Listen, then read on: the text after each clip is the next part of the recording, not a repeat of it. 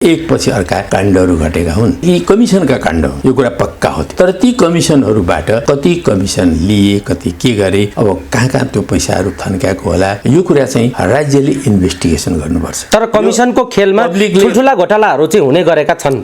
पब्लिकले त्यो कुरा सत्य हो, नेताहरू त्यसमा जोडिन्छ। कुरा हो, काण्ड त घटेकै छ, काण्ड घटेका कुरा काण्डहरू घटेका छन् र ती काण्डहरूको बारेमा छानबिन गर्नुपर्छ भन्ने कुरा पनि उठेको छ। दुर्गा प्रसाईले उठाइरहेका कुराहरू के हुन् भने उनले माथि उठाइरहेका कुराहरू जुन छन् त्यो यथार्थै हो। देश उनले भनेका कुरा चाहिँ कयौं कुराहरू देशमा भइरहेका कुराहरूलाई उनले उठाएका छन्। आज दुर्गा प्रसाई बाटामा जे मुद्दा उठाएर विरोध गरिरहेछन् सरकारको, ती धेरै कुरामा ठिकै हो भन्ने ठाउँमा तपाईले पनि उठाउनु भयो। भएका उद्योग धन्दाहरू पनि बरु समाप्त हुँदै गइरहेका छन्, बन्द हुँदै गइरहेका छन्।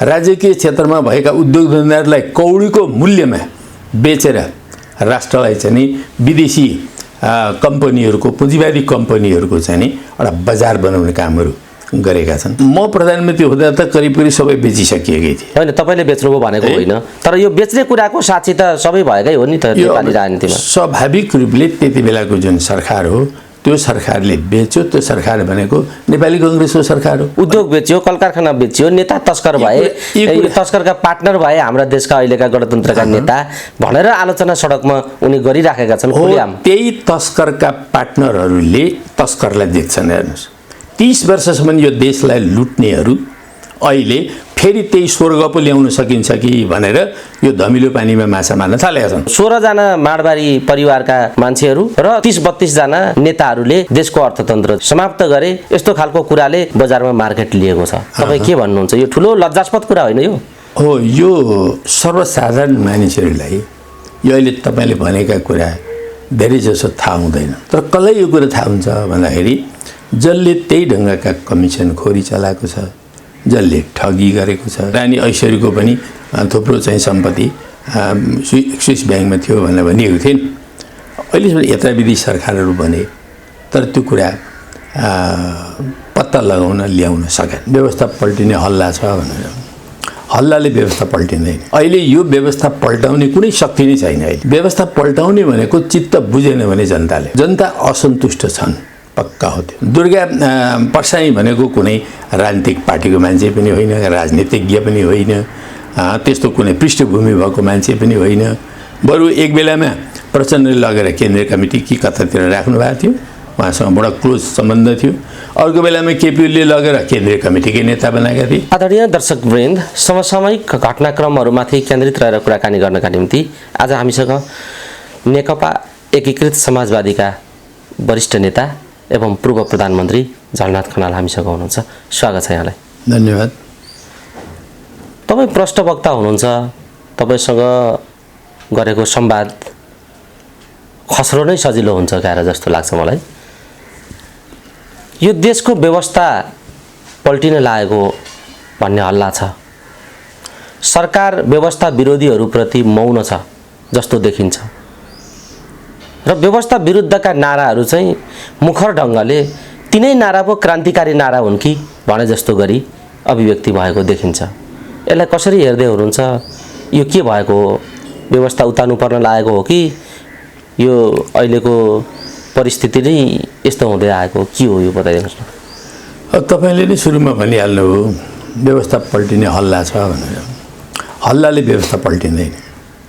कुनै पनि व्यवस्था, त्यो चाहे एकदम क्रान्तिकारी व्यवस्था होस्, चाहे त्यो पुँजीवादी व्यवस्था होस्, चाहे सामन्ती व्यवस्था होस्, चाहे निरङ्कुश राजतन्त्र भएकै व्यवस्था होस्, हल्लाले चाहिँ कुनै पनि व्यवस्था पल्टिँदैन।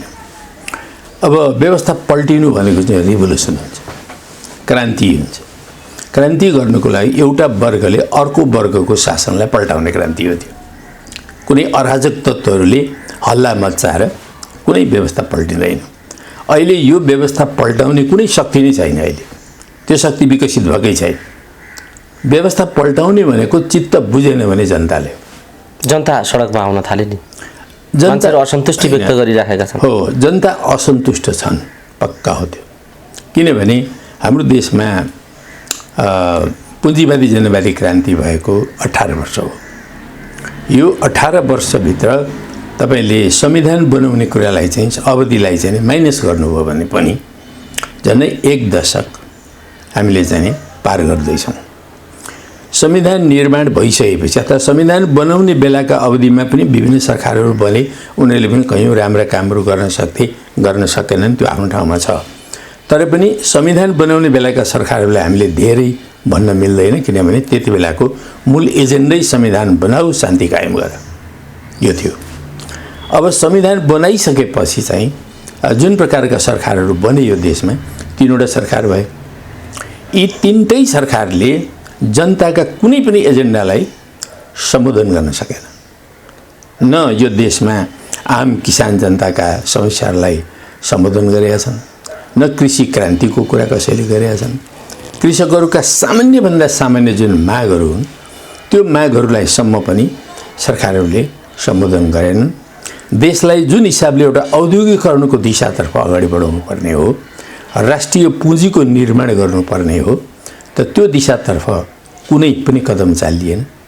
भएका उद्योग धन्दाहरू पनि बरु समाप्त हुँदै गइरहेका छन्, बन्द हुँदै गइरहेका छन्। राजकीय क्षेत्रमा भएका उद्योग धन्दाहरूलाई कौडीको मूल्यमा बेचेर राष्ट्रलाई चाहिँ नि विदेशी कम्पनीहरूको, पुँजीवादी कम्पनीहरूको चाहिँ नि एउटा बजार बनाउने कामहरू गरेका छन्।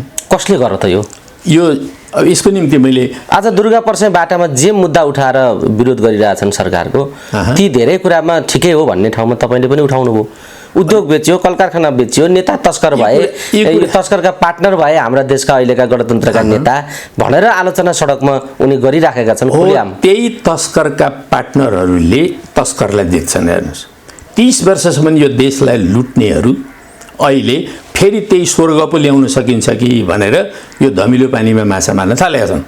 किनभने अहिले जुन ढङ्गका यो 3 सरकारको कुरा मैले गरेँ, उनीहरूले काम गर्न नसकेको हुनाले देश, जनता, राष्ट्रका मुद्दाहरूलाई उठाउन, सम्बोधन गर्न नसकेको हुनाले देश राजनीतिक रूपले सङ्कटग्रस्त छ, आर्थिक रूपले सङ्कटग्रस्त छ, सामाजिक सांस्कृतिक रूपले पनि सङ्कटग्रस्त छ, देशको राष्ट्रियता सङ्कटग्रस्त छ। मैले पटक पटक यी कुराहरू भन्दै आएको छु।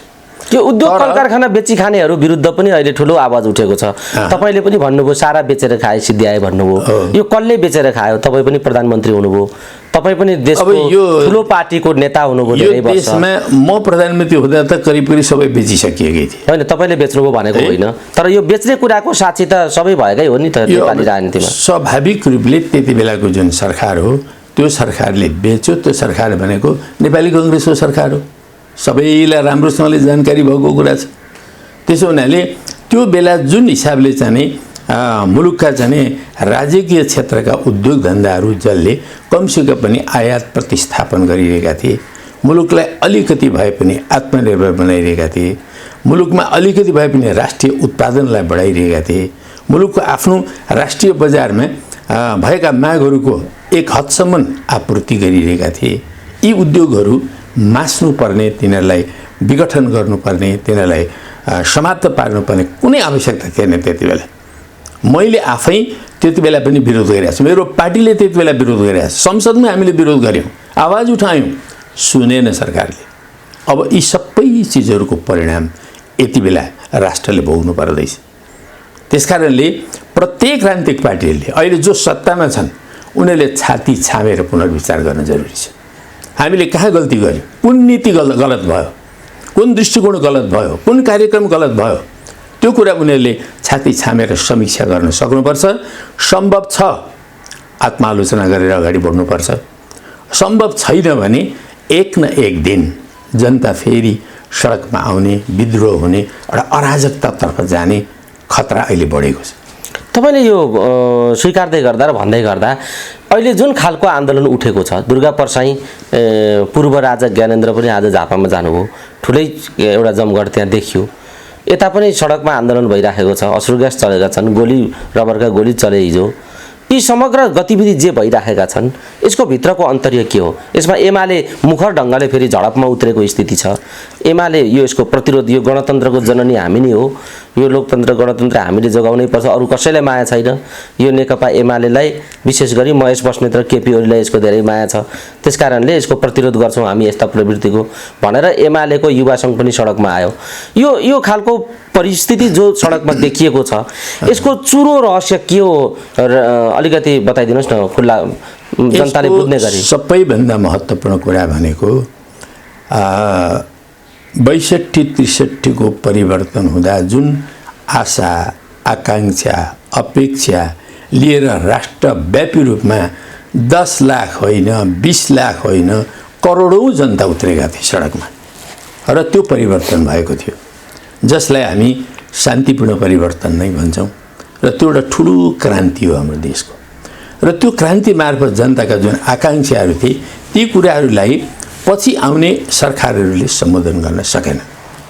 त्यही नै मुख्य कारण हो। त्यो सम्बोधन गर्न नसकेको हुनाले आज देशमा जुन प्रकारका सामाजिक आर्थिक समस्याहरू प्रकट भइरहेका छन्, जनताले दुःख पाइरहेका छन्, त्यसले गर्दाखेरि बाटो अगाडि बढ्ने के हो त? यो समस्याको समाधान के हो त? सत्ता पक्षले समाधान दिन सकिरहेको छैन, प्रतिपक्ष नौटङ्की गरेर हिँडिरहेको छ।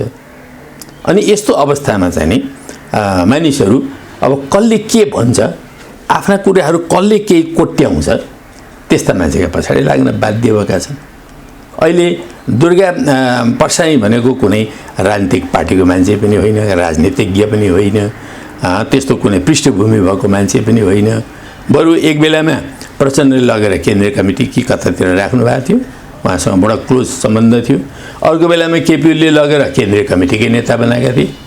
र यस्तो खालको मान्छे दुईटा नेतालाई दुईटा पार्टी मिलाउने मान्छे म हुँ भनेर हिँडिरहेछन् दुर्गा प्रसाई। अब त्यसो गर्दै थिए हो, उनले मार्सी चामलका भात सात खुवाएको पनि हो, हामीले नदेखे होइन। तर यी सबै कुराहरू गरेर जनताका समस्या चाहिँ समाधान गर्न नसकेको हुनाले अहिले यो परिस्थिति उत्पन्न भएको छ। यो एउटा अस्थायी परिस्थिति हो। यो परिस्थिति केही समयभित्र टुट्छ र कम्युनिस्ट आन्दोलन, डेमोक्रेटिक आन्दोलन यो सबभित्र एउटा नयाँ पुनर्गठन हुन्छ। त्यो पुनर्गठनले यो देशलाई नयाँ ज्योति दिन्छ, नयाँ मार्ग दिन्छ। अब यो देश जाने भनेको समाजवाद हो। समाजवादको दिशातर्फ जानुको कुनै विकल्प छैन। र अहिले जुन प्रकारका शक्तिहरूले जे नीति लिएर हिँडिरहेका छन्, नाम कम्युनिस्ट पार्टी, आफूलाई मार्क्सवादी लेनिनवादी भने पनि काम चाहिँ दलाल पुँजीपति वर्गको सेवा गरेपछि त्यो समाजवादको यात्रा हुँदैन।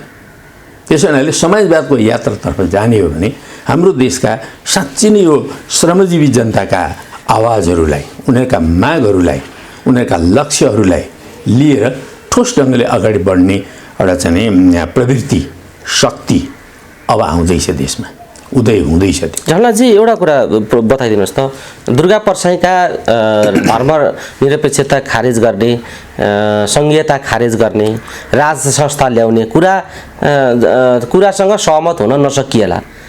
यो व्यवस्था विरुद्धका कुराहरूमा तपाईहरू आम अहिलेको संविधान असहमत हुन्छ, सहमत हुन नसकिने कुरा स्पष्ट छ। तर उनले उठाइराखेका धेरै कुराहरूबारे तपाईँ के भन्नुहुन्छ? उनी आर्थिक सङ्कटका कुरा गरिराखेका छन्, वित्तीय मारमा परेका मान्छेहरूका कुरा गरिराखेका छन्, शोषणको एउटा डरलाग्दो चित्र त उनले देखाएका छन् नि, भुइँ मान्छेहरू कति पिछुल्टिएका छन् भन्ने कुरालाई उनले मुखर ढङ्गले राखेका छन् र त्यसैलाई मसला बनाएर चाहिँ सडकमा आन्दोलन उठेको छ भनेपछि बताइदिनुहोस् त, यो देशका नेताहरू 16 जना माडवारी परिवारका मान्छेहरू र 30-32 जना नेताहरूले देशको अर्थतन्त्र चाहिँ समाप्त गरे र एउटा ठुलो तस्करहरूको गिरोहले चाहिँ नेपाली जनतालाई नाङ्गो बनाउँदैछ। त्यसकारणले यी नेता भनेका नेता होइनन्, तस्कर हुन्, व्यापारी हुन्। यस्तो खालको कुराले बजारमा मार्केट लिएको छ। तपाईँ के भन्नुहुन्छ? यो ठुलो लज्जास्पद कुरा होइन यो? हो, यो सर्वसाधारण मानिसहरूलाई यो अहिले तपाईँले भनेका कुरा धेरै जसो थाहा हुँदैन। बिस्तारै अध्ययन गर्दै गएपछि अलिकति सङ्गठित रूपले प्रशिक्षणहरू भयो भने बल्ल उनीहरूले पनि बुझ्ने कुरा आउँछ। सामान्य त थाहा हुँदैन। तर कसलाई यो कुरा थाहा हुन्छ भन्दाखेरि जसले त्यही ढङ्गका कमिसनखोरी चलाएको छ, जसले ठगी गरेको छ, जसले यस्ता खालका विभिन्न खालका शोषणहरू गर्दै हिँडेको छ, यो खालका मान्छेहरूलाई अरू कसैले पनि गरेको कुरो तत्क्षण थाहा हुन्छ। त्यसैले अहिले अब दुर्गा प्रसाईले उठाइरहेका कुराहरू के हुन् भने उनका पनि सेयर होल्डरहरू होला नि, तिनीहरू जसले यी सब कामहरू गरिरहेका छन्। त्यस हुनाले उनले माथि उठाइरहेका कुराहरू जुन छन् त्यो यथार्थै हो देशको। उनले भनेका कुरा चाहिँ कयौँ कुराहरू देशमा भइरहेका कुराहरूलाई उनले उठाएका छन्। तर उनले दिने समाधान के त? ल ठिक छ यो समस्या उनले उठाए, त्यो समस्या नउठाइकन त उनी सडकमा निस्कनै सक्दैनन्। उनले दिएको समाधान यो व्यवस्था फ्याँक्ने, राजा ल्याउने, त्यस पछाडि सबलाई खोरमा हालेपछि समाधान निस्किन्छ भन्दैछन्। हो, यो चाहिँ के हो भन्दाखेरि यो भाँडभैलो, यो अराजकता, देशलाई उबिन्डो पार्ने, देशलाई खाडलमा हाल्ने। प्रचण्ड, शेरबहादुर ओली सबै थुनेपछि, माधव नेपाल सबैलाई थुनेपछि अनि समाधान निस्किन्छ। उनले के भन्दैछन् भन्दा नेपाललाई भारतमा गाविदिएपछि सब ठिक हुन्छ। उनले के अरे यो मोटरसाइकल पनि सस्तो पाउन थाल्छन्, गाडी पनि सस्तो पाउन थाल्छन्, कपडा पनि सस्तो पाउन थाल्छन्, उनले खाने रक्सी पनि सस्तो पाउन थाल्छन्, धेरै कुरा। त्यसो हुनाले यो प्रकारको जुन चिन्तन हो यो राष्ट्रघाती चिन्तन, राष्ट्र विरोधी चिन्तन, विदेशीहरूको इसारामा चल्ने चिन्तन र प्रतिगामी दिशातर्फ जाने चिन्तन। अब देशलाई उबिन्डो पार्न सक्दैन यो देशको कुनै पनि शक्तिले सक्दैन।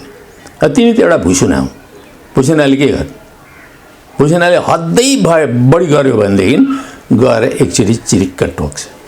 हिजोको अस्तिको घटना त्यही हो, त्यो चिरिक्क टोक्या मात्रै हो। त्यसले यो व्यवस्थालाई केही पनि गर्न सक्दैन। यो व्यवस्था भनेको, यो व्यवस्थाको जग हल्लाइदिए भन्छन् दुर्गा प्रसाद, यो गलत कुरा हो। त्यो उनी आफू हल्लिएको, आफू हल्लिँदा पनि मान्छेले अरू हल्लिएको देख्छ। ठ्याक्कै एमाले र दुर्गा प्रसादको टक्कर के हो बताउनुहोस् त। जस्तो अहिले अब यो अहिलेको मारापाची जुन खालको छ, के हो यो उहाँहरूको टक्रावको अन्तर्य तपाईँलाई के हो भन्ने लाग्छ? अब यो त उनीहरूको आफ्नो अब लेनदेनको कुरा होला, अनेक होला।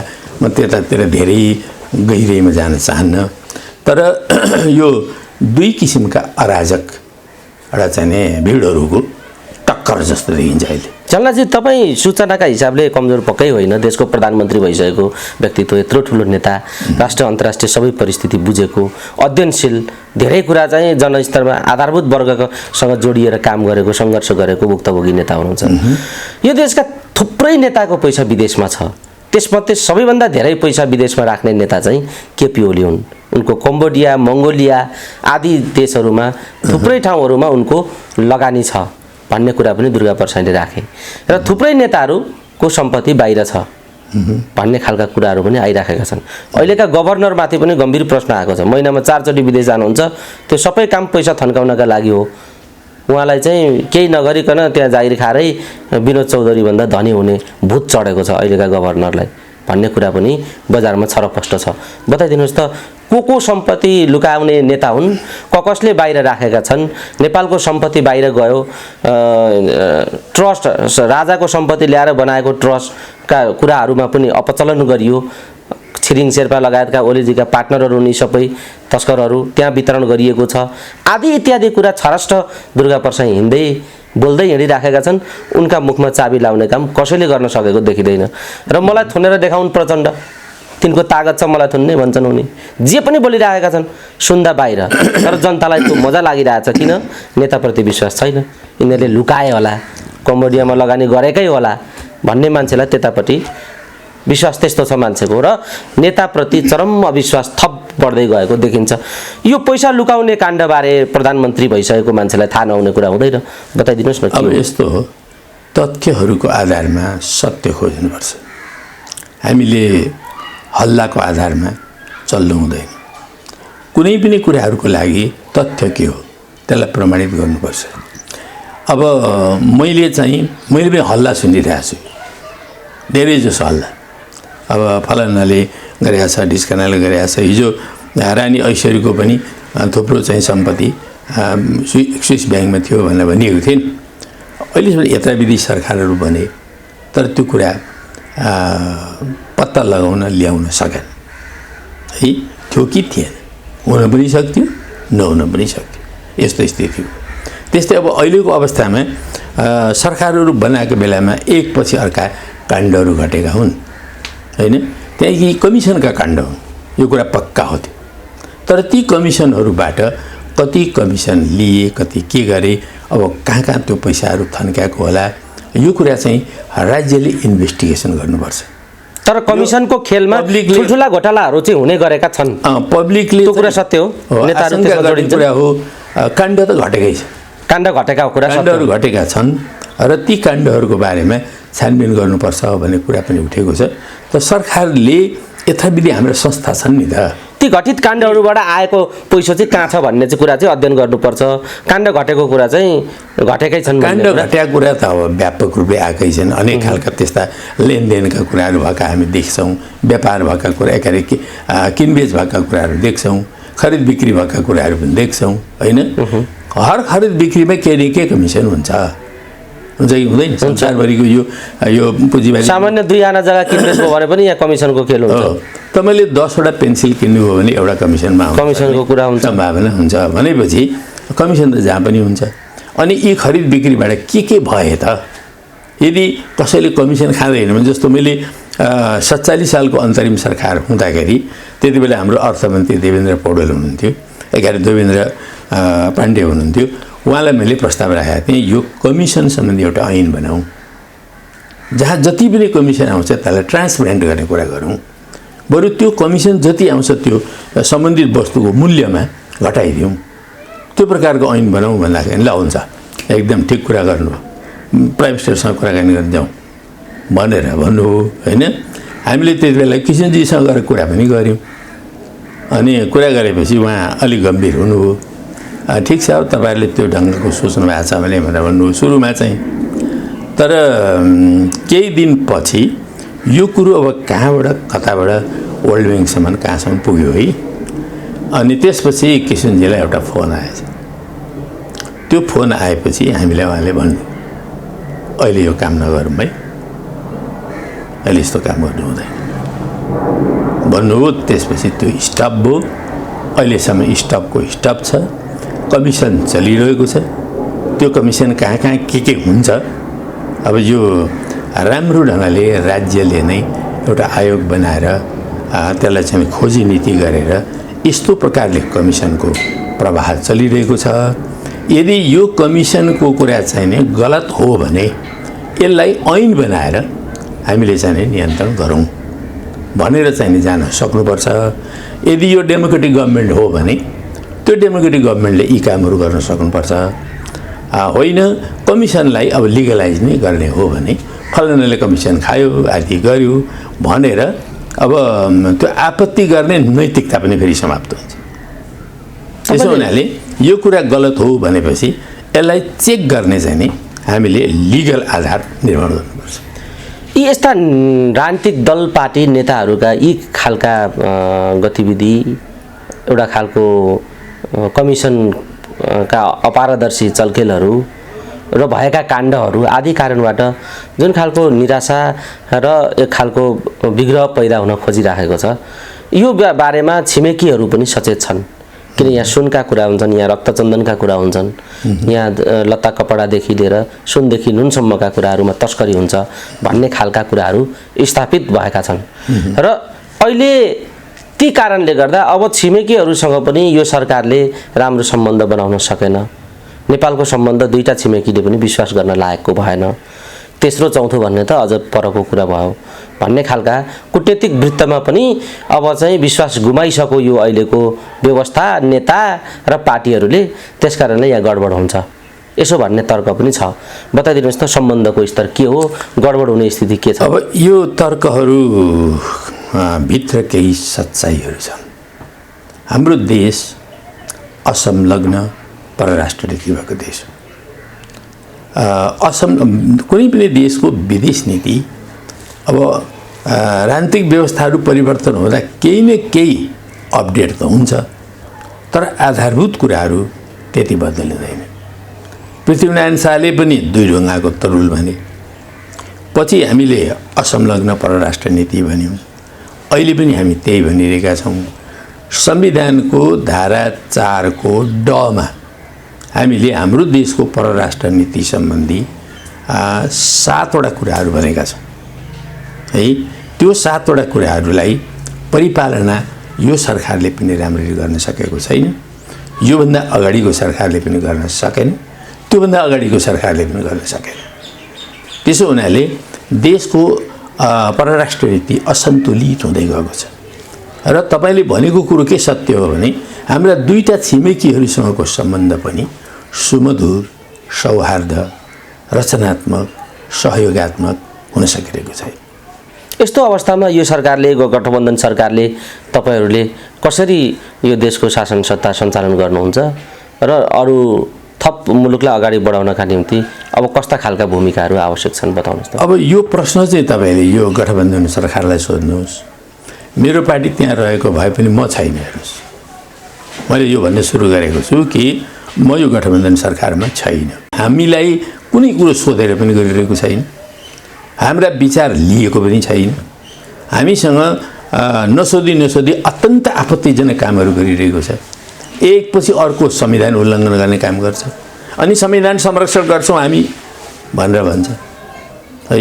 अपराधीहरू जो सङ्गीन अपराधीहरू छन् त्यस्तालाई आम माफी दिन्छ, अनि के अरे छुटेको 7 दिन 10 दिन नपुग्दै अर्को हत्या गर्छ, सङ्गीन हत्या। छुटेका जतिले त सबैले बदमासी गरिसके, पक्राउ खाइसके धेरै अधिकांश हो। यस्ता खालका अपराधीहरूलाई आम माफी दिने सरकार कसरी प्रजातान्त्रिक हुन्छ?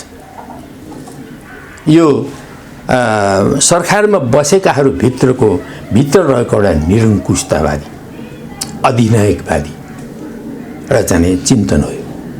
उनीहरू सम्पूर्ण 100% अधिनायकवादी नहोला, विश्लेषण गरेर हेर्नुपर्छ। तर यी इस्युहरूमा जे काम गरे उनीहरूले त्यो नितान्त अधिनायकवादी काम, तर अपराधी काम। संस्थागत रूपले पार्टीगत हिसाबले त तपाईँले यो भन्न सक्नु भएन।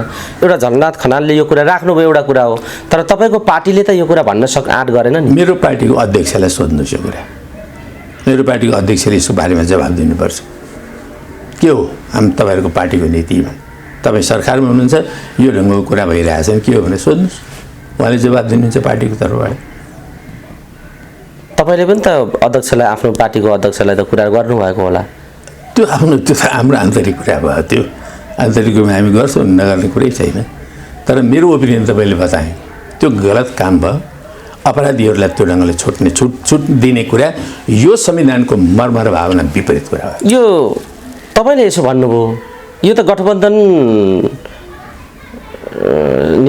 गठबन्धनको निरन्तरतामा चुनौती आउने कुरा पनि हो। तर सरकारका सामेल दलहरू त गठबन्धन अजर अमर छ, अझै यो कसैले हल्लाउन सक्दैन भन्ने खालको अभिव्यक्ति दिइराख्नु भएको छ। यो गठबन्धनको स्थिति कस्तो छ झलनाथजी, बताइदिनुहोस्। सुतुर मुर्गले त्यो बालुवाभित्र आफ्नो टाउको छिराएपछि म सुरक्षित छु, मलाई कसैले केही गर्न सक्दैन, आकाश खसे पनि केही छैन भन्ने ठान्छ नि। त्यति बेला त्यो सुतुर मुर्गसँग पनि यो अहिलेको गठबन्धनको जस्तो चेतना हुने हो भने उसले पनि आफूलाई अजर अमर नै ठान्छ होला। त्यस्तै हो, यो सुतुरमुर्ग चेतनामा चलो यो सरकार। यो अहिलेको अवस्थामा जुन प्रकारको परिस्थिति देशमा विकास भइरहेको छ त्यो परिस्थितिलाई ध्यानमा राखेर लिनुपर्ने नीति, लिनुपर्ने मेजरहरू यो सरकारले लिन सकिरहेको छैन।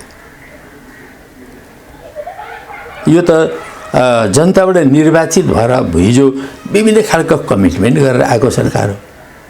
त्यो कमिटमेन्ट अनुरूपको न नीति कार्यक्रम आउँछन्, न बजेट आउँछ, न त्यो ढङ्गको विकास निर्माणका काम अगाडि बढिरहेका छन्।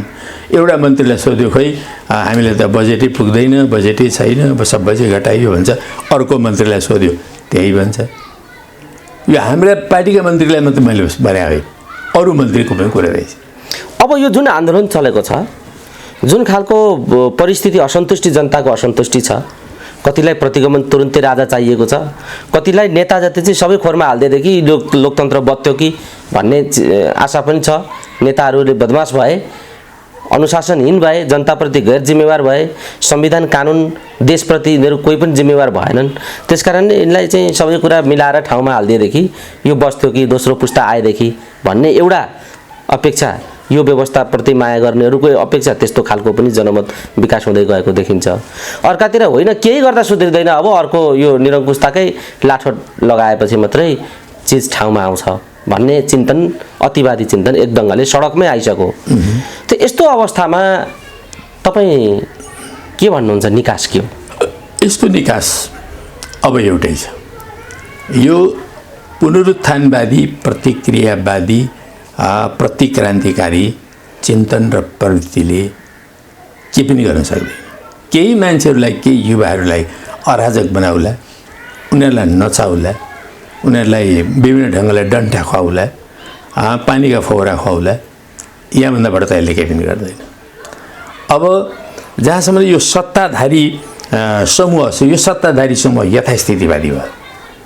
यसले परिवर्तनका ठुल्ठुला कुरा गरेको पृष्ठभूमि छ, तर सत्तामा गएपछि यो पूर्णतया यथास्थिति भयो। यो यथास्थितिवादले देशलाई अगाडि बढाउनेवाला छैन। यथास्थितिवादले गर्छ के भन्दाखेरि अराजकतावादलाई पुट दिन्छ। अब यो दुईटा प्रवृत्तिको बिचबाट अब नयाँ एउटा आमूल परिवर्तनको क्रान्तिकारी प्रवृत्ति जन्मदैछ। यो यसैको गर्भबाट जन्मिँदैछ र त्यो जन्मिने जो क्रान्तिकारी प्रवाह हुन्छ त्यो प्रवाहले बिस्तारै सम्पूर्ण जनतालाई मार्गदर्शन गरेर जान्छ। अब यो देशमा यसरी हामी अगाडि बढ्नुपर्छ। यो यथास्थितिवादले नि काम लाग्दैन। यो पुनरुत्थानवाद त हिजै हामीले कुल्चिसकेका कुरा हो, त्यसले यो जगर उठाउनु खोजे मात्रै हो, त्यसबाट हात तिर्नुपर्ने कुरा केही छैन। त्यसको मतलब तपाईले यसो भन्दै गर्दा नयाँ प्रवाह लिएर अगाडि बढ्नुपर्छ।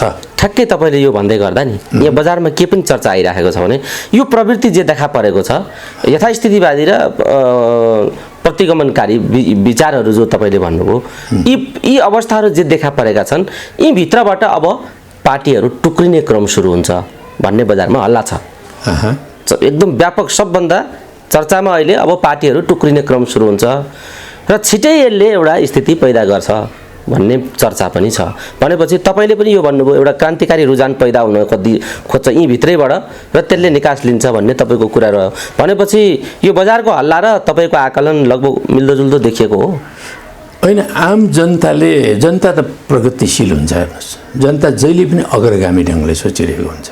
त्यो जनताभित्रबाट सोचिने सोचहरू सकारात्मक हुन्छ। उनीहरूका सोचहरू र अलिकति विचार गरेर विश्लेषण गरेर बोल्ने मानिसहरूका चिन्तनहरूमा तादात्म्य देखियो भने त्यसलाई अनौठो मान्नु पर्दैन।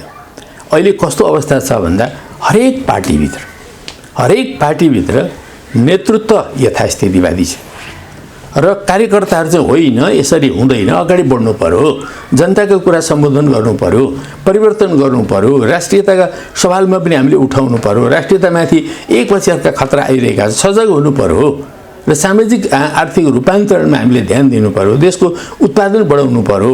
खालि हामी त उपभोक्ता मुलुक भयौँ, विदेशी मालसम्म उपभोग गर्ने बाहेक केही पनि भएन भन्ने आवाज आम कार्यकर्ताहरूभित्र उठिरहेको छ र उनीहरूभित्र यो उठ्ने क्रमको अर्को स्टेज के हो भने या त उनीहरूले नेतृत्वलाई परिवर्तन गर्न विवश हुन्छन्, परिवर्तन गराउँछन्, या विद्रोह गर्छन्। त्यति जागरुक छन् र पार्टीका कार्यकर्ता छन्, पुरै दास छन् पार्टीका कार्यकर्ता भन्ने जागरुक हुन्छन्, परिस्थितिले ल्याउँछ। सबै कार्यकर्ताले हिजो एक बेला यस्तो थियो, सबै पञ्च नेपाली, सबै नेपाली पञ्च भन्ने गरेका थिए एकचोटि है। त्यति बेला पञ्च र्यालीहरू कता निस्किन्थे, विचार गर्नुहोस् त। चैत्र 26 गते परिवर्तन भयो, चैत्र 4 गते पोखरामा ठुलै पञ्च र्याली निस्क्यो। तर चैत्र 26 गते पुग्दाखेरि अर्कै स्थिति आयो। त्यसकारणले यो परिवर्तनको प्रवाह बडो रोचक हुन्छ, बडो सृजनात्मक हुन्छ। त्यो हामीले कहिलेकाहीँ बुझ्न सक्दैनौँ, त्यसलाई देख्न सक्दैनौँ। तर इतिहासको करेन्ट, इतिहासको प्रवाह यस्तो हुन्छ कि त्यो चिज जन्माएर छोड्छ। अब परिस्थितिलाई तपाईँले यताबाट पनि अगाडि जाने निकास छैन, उताबाट पनि निकास छैन भनेपछि त्यो फोरेर निस्किन्छ।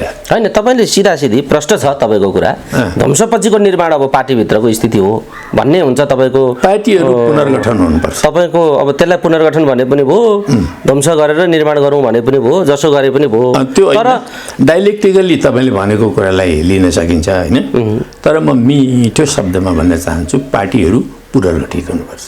जस्तो म मेरो पार्टीलाई पनि पुनर्गठन हुनुपर्छ, वैचारिक रूपले पनि सङ्गठनात्मक रूपले पनि नेकपा एकीकृत समाजवादी पुनर्गठित हुनुपर्छ। एउटा रेभोल्युसनरी पार्टीको रूपमा यो विकसित हुनुपर्छ। आम जनताका आवाजहरूलाई बुलन्द गर्ने पार्टीको रूपमा हुनुपर्छ।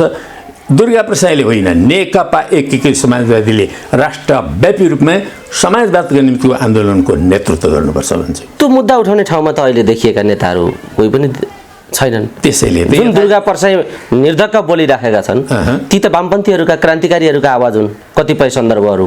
तर त्यो कुरा बोल्न सक्ने माफिया, तस्करी, शोषण, उत्पीडन, मिटर ब्याज हेर्नुहोस् त मिटर ब्याज राति सुतेकै ठाउँमा कागज औँला थिचाएर मान्छेलाई सुकुम्बासी बनाउने धन्दा चलेको छ अहिले गणतन्त्रमा। कहिलेकाहीँ के हुन्छ, स्कुल खुल्न पाउँदैन गणतन्त्रमा। कहिलेकाहीँ के हुन्छ भने दौरा सुरुवाल टोपी लाएका मान्छे समाउँदै कुट्दै गरिरहेछ प्रहरीले। जनताका विचित्र लाग्दो छ नि जल्लाजी। जनताका आवाजहरूलाई कहिलेकाहीँ जनविरोधी तत्त्वहरूले खोज्छन्, उनीहरूका डिमान्डहरू, उनीहरूका मुद्दाहरूलाई खोज्छन् र उनीहरू पो जनताका नेता हुन् कि भने जस्तो देखा पर्छन्। तर यी चिजहरू त अस्थायी हुन् नि। उनीहरूको चरित्र लुकाएर लुक्दैन नि, उनीहरूको चरित्र त फेरि देखा परिहाल्छ। होइन, शोषण विरुद्धका सङ्घर्षप्रति इमान्दार हुनुपर्ने त क्रान्तिकारी र कम्युनिस्टहरूले हो नि त। तपाईँहरू विमुख भएपछि दुर्गा प्रसादले मुद्दा बोकेर भ्रम खडा गरिदिए। हो, जुन चाहिँ अब गरिदिए भनेर रोइलो गरेर हुन्छ र? गरिदिइसके उनले। रोइलो गरेर त हुँदैन, त्यसको त सामना गर्न सक्नु पर्यो। तर प्रचण्ड सामना गर्ने ठाउँमा छैनन् क्रान्तिकारी माओवादी आन्दोलनका सुप्रिम कमान्डर। सामना भनेको फेरि पानीको फोहराले, नजरबन्दले, होइन, रबरका गोलीले सामना होइन। सामना नीतिले, विचारले, कार्यक्रमले, परिवर्तनले, रूपान्तरणले, जनताका आवाजहरूलाई सम्बोधन गर्ने एउटा चाहिँ कुराहरूले बल्ल सामना हुन्छ। जल्लाजी, हामी कुराकानीको अन्तिम चरणमा छौँ। यति कुरा गरियो, तर योभन्दा गम्भीर कुरा चाहिँ मैले तपाईँलाई सोध्नै बाँकी छ। यो जति कुरा उठिराखेको छ, यो अहिलेको सरकार विशेष गरी प्रधानमन्त्रीको डिजाइनमै दुर्गा प्रसाईको आन्दोलन उठिरहेको छ र प्रधानमन्त्री चाहिँ राजा ज्ञानेन्द्रसँग वार्तामा हुनुहुन्छ निरन्तर। गोप्य वार्ताहरू उहाँको चलिरहेको छ। उहाँको राजासँगको गोप्य वार्तापछि झापाको कार्यक्रम र काठमाडौँको दुर्गा प्रसाईको कार्यक्रम सम्पन्न भइराखेको स्थिति हो, यसो भन्ने विश्लेषकहरू पनि बजारमा देखिएका छन्। के भन्नुहुन्छ? प्रचण्डबाटै सबै काम हुन्छ, अब अरूबाट पार लाग्दैन, यो हुने हो भने राजा ल्याउने काम पनि प्रचण्डबाटै हुन्छ, मान्छे चाहिँ यिनै हुन् भनेर भर परेको अवस्था हो राजावादी पनि भन्ने तहसम्म तलको बहस उठेको छ। अब अविश्वास, शङ्का र नेतृत्वप्रतिको बुझाइ यो हदसम्मको तल धुलोमा छलफल चलिराखेको छ। के भन्नुहुन्छ तपाईँ यो विषयमा? अहिलेको यो मनगणन्ती कुरा मात्रै हो कि यो शङ्का लाग्छ तपाईँलाई? अहिलेको अनिश्चयता, दिशाहीनता, अकर्मण्यता, अराजकता फैलिरहेको अवस्थामा मान्छेले धेरै ढङ्गले सोध्छन्, धेरै कोणबाट सोध्छन्, अनुमान लगाउँछन्, अनेक गर्छन्। अब यस्तै अनुमान मात्रै होस् यो तपाईँले भनेको कुरा, म यो चाहन्छु है। शङ्का चाहिँ गर्नुहुन्छ तपाईँ पनि यस्तो हुन सक्छ भनेर? यो पनि सत्य हो भने त अर्को आश्चर्य हुन्छ नि त फेरि। त्यसो हुनाले म यो सत्य नहोस् नै भन्ने म चाहिँ नि ठान्छु, म त्यो चाहना राख्छु। तर अहिलेको परिस्थिति त्यस्तो चान्चुने परिस्थिति होइन, निकै गम्भीर परिस्थिति छ। देशको परिस्थिति हर दिन गम्भीरतर गम्भीरतम बन्दै गइरहेको छ। त्यसो हुनाले यो देशका राजनीतिज्ञहरूले धेरै होसियार हुन जरुरी छ। अब खालि वरिपरिको सेरोफेरो, परिवार, नातागोता, आफ्ना कार्यकर्ता, यस्म्यानहरू, गुट आदि हेरेर हुँदैन। अब देश हेर्न सक्नुपर्छ। मेचीदेखि महाकाली हाम्रो सीमाको सेरोफेरोभित्र गम्भीर रूपले हेर्न सक्नुपर्छ, सबैलाई समेटेर जान सक्नुपर्छ।